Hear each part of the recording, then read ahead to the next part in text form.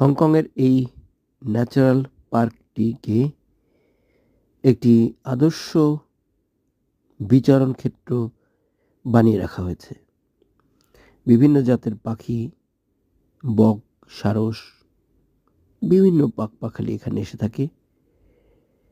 Artificially এই জায়গাটাকে এমনভাবে তৈরি করা হয়েছে যেন বন্যপ্রাণীরা একটি অভয়ারণ্যের মধ্যে আছে বলে মনে করে। মানুষ চলছে কিন্তু তারা কিন্তু ভয় পাচ্ছে না।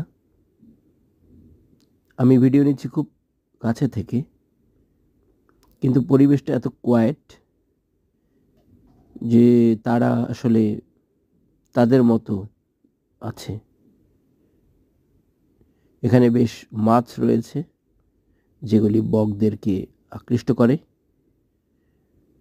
সো খুবই সুন্দর প্রাকৃতিক সৌন্দর্য।